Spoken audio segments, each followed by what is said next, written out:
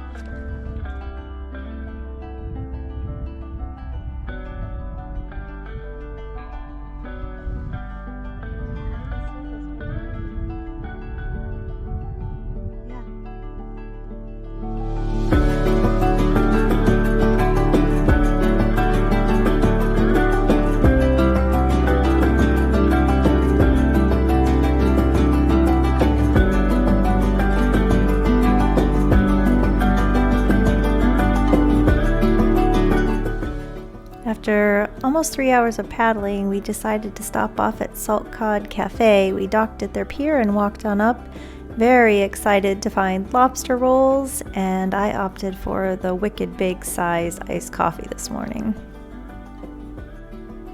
The bridge that connects Orr's Island to Bailey's Island, Maine is a unique one. It was built in 1927 and is 1,150 feet in length. 10,000 tons of granite was used from the local quarries to construct this unique cribstone design that allows the ebb and the flow of the tides and Will's Gut to flow freely in and out through the granite structure. It's the only granite cribstone bridge in the world and is a National Historic Civil Engineering Landmark.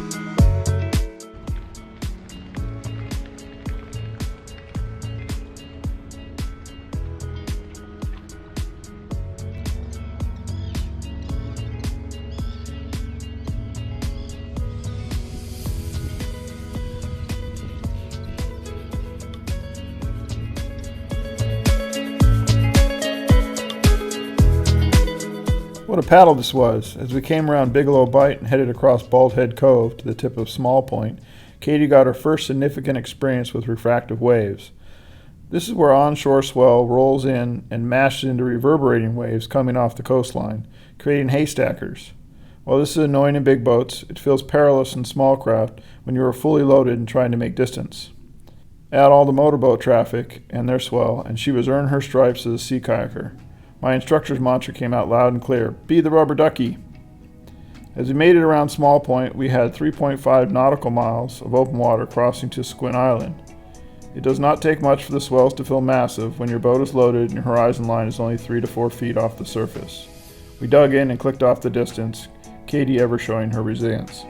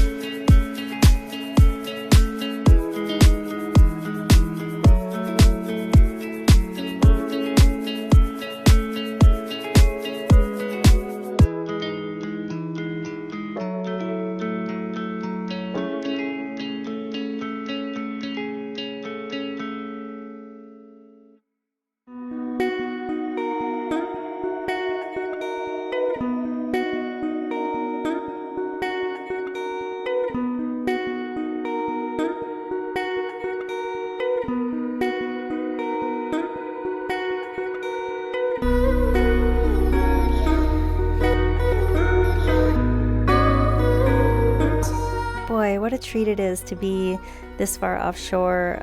We did the work and paddled out. We're about 2.5 miles offshore, staying on Seguin Island, and it is just so decadent to hear nothing but the sound of the crashing waves and the birds.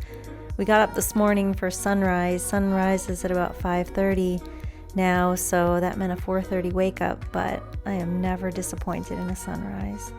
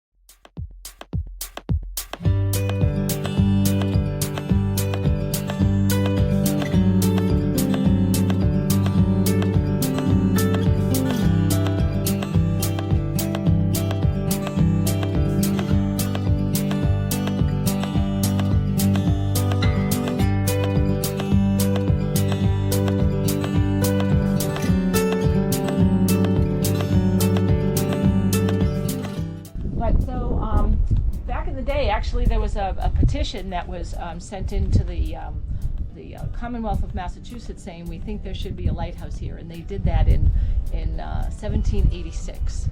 And it was almost a decade before they got around to where George Washington actually commissioned or said that we should build one on here. So it took almost 10 years.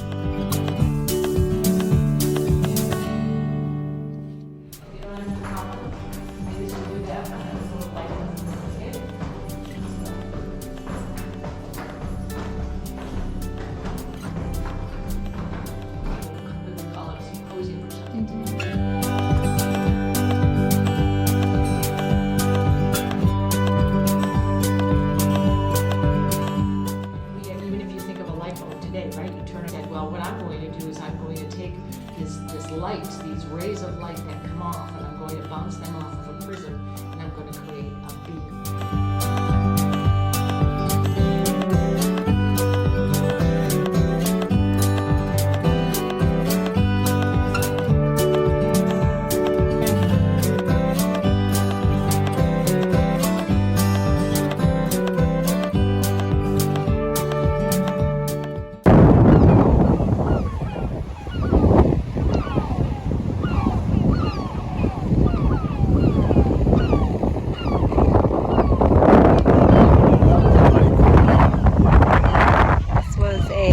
Moderately strenuous hike. Woo!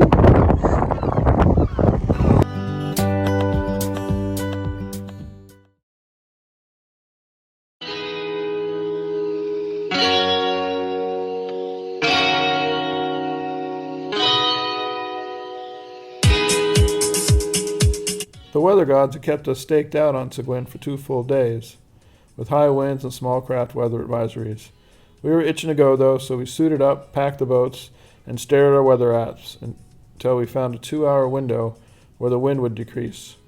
Now, just because there's no wind doesn't mean the ocean's flat.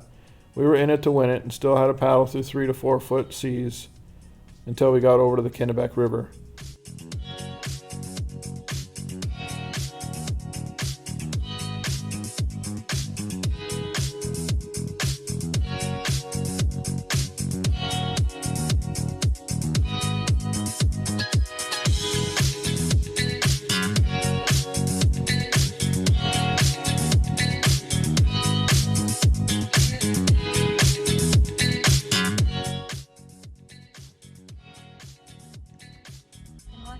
Jump in the Kennebec River all morning.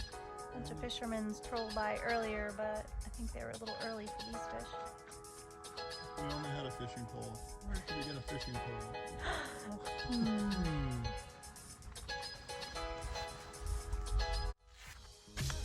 can't see the fish, but we can hear the little flippers. They might be sturgeon, I read someplace, but not sure.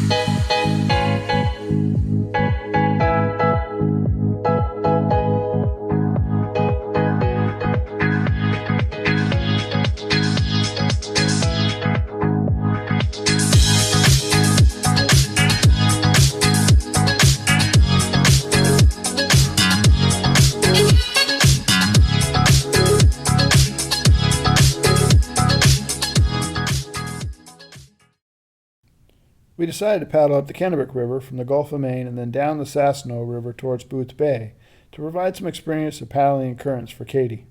It's a complicated route and makes us feel like we have to get out the yarn and pins and make a mind map to get all the details right. First stop, the Maine Island Trail Association, or MIDA app, to scope out camping options and distances to marry with our potential flatwater speed of 3 knots. A couple of okay options, but we need to compare to the tides and currents to really know. For those of you who do not spend time on the water, Navionics is the app of choice. It provides for the majority of one's navigational needs. It holds and presents all the navigational charts, shows the tides and currents at decisive locations. You can plot your route and locate underwater obstacles and depths. It also shows your GPS location and tracks your travel. It has icons you click on to see the currents and tides at a specific location. The challenge is what tidal range will look like when you get there. Fortunately in Maine, the MIDA app gives you an idea of what you're in for and the best time to land and launch.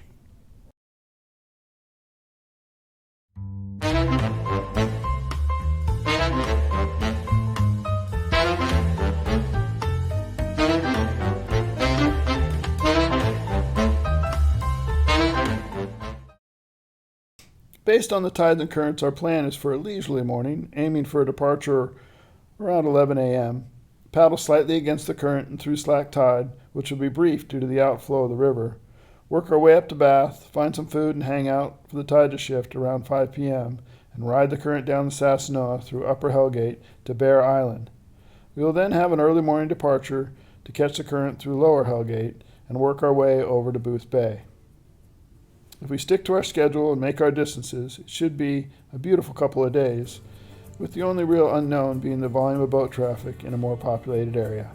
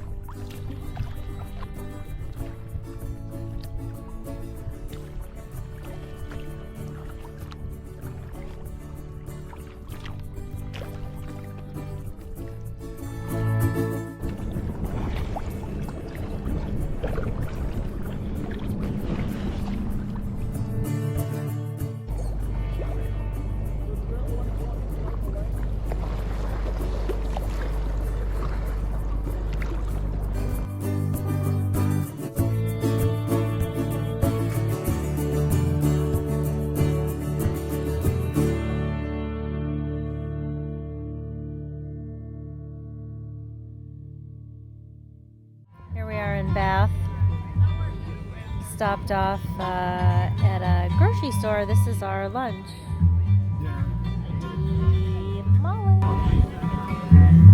But we got a little green food to help the nutrition. Yogurt, bubbly. And here we are on the 3rd of July enjoying Hometown Festival in Bath.